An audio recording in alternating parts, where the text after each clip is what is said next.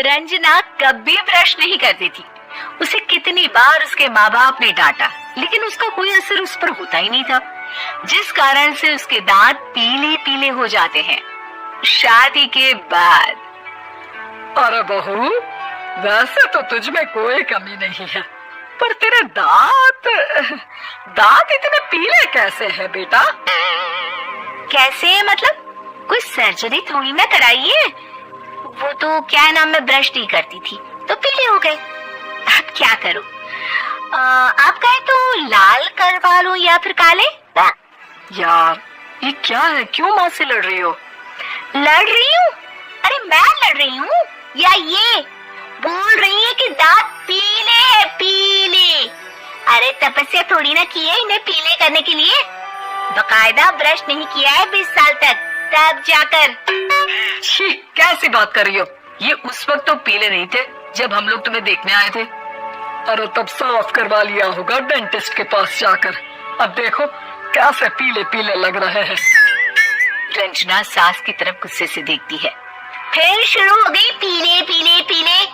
अरे पीले तो तब भी थे जब मेरे हाथ का रसगुल्ला उड़ा उड़ा कर खा रही थी और बोल रही थी, लड़की नहीं गुणों का खजाना दे रहे भाई साहब आप। खैर, अब वो लोग करते भी तो क्या करते, पीले दांत वाली बहू पल्ले पड़ी थी तो झेलना तो था ही। एक दिन कीर्तन में रंजना गाना गा रही थी।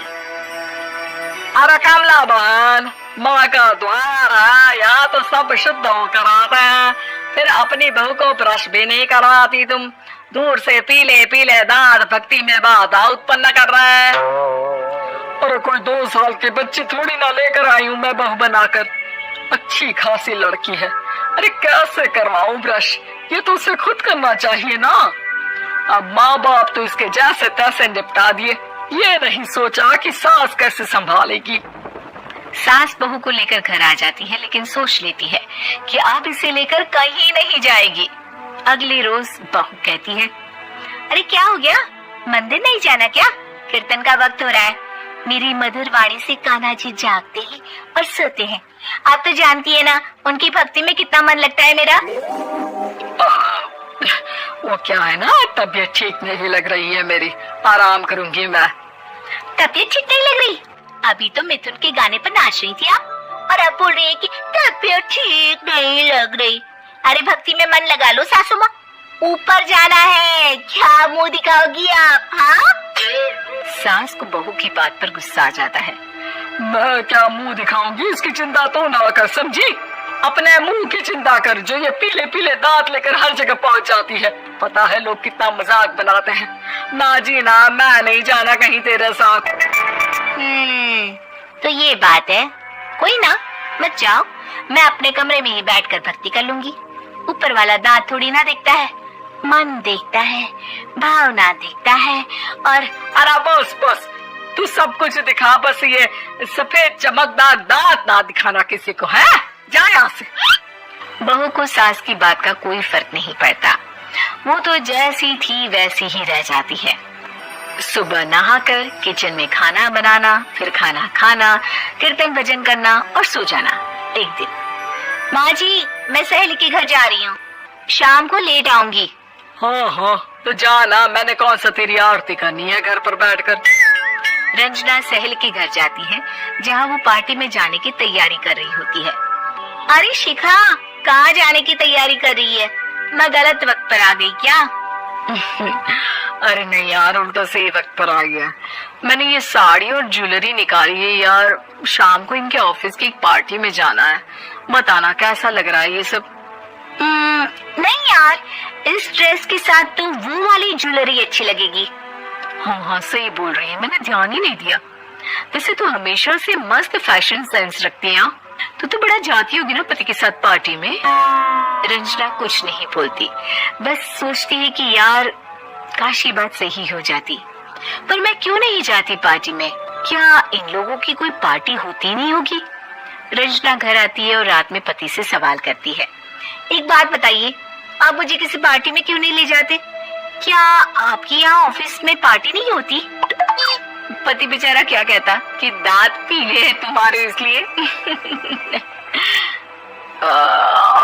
कोई पार्टी होती नहीं हम लोगों के ऑफिस में, तो कहाँ से लेकर जाऊं? और मार्केट, मॉल, कहीं वीकेंड घूमना, कहीं तो। अरे यार, सारे हफ्ते में एक छुट्टी मिलती है, तो सोचता हूँ कि आराम ही कर लूं। क्यों? रंजना मन मार के रह जाती है। पहले कभी सास के साथ मंदिर जाया करती थी, लेकिन वो भी सास ने ले जाना बंद कर दिया। घर बैठी बैठी रंजना बोर हो जाती है। तभी उसे आइडिया आता है और वो मायके जाने का सोचती है। सासू माँ, 2 दिनों के लिए मम्मी के घर जा रही हूँ। अच्छा अच्छा, ठीक है, आराम से जा। और हाँ, माँ से कुछ अच्छी आदत सीख कर आना कि कैसे शरीर के हर भाग की तरह दांतों की सफाई भी जरूरी होती है, समझी? शुरू हो गई ना आप? वो लोग आपकी तरह नहीं है कि छोटी छोटी बात का बतंगड़ बना दे। उन लोगों के लिए मैं मायने रखती हूँ, ना कि मेरे पीले पीले दांत।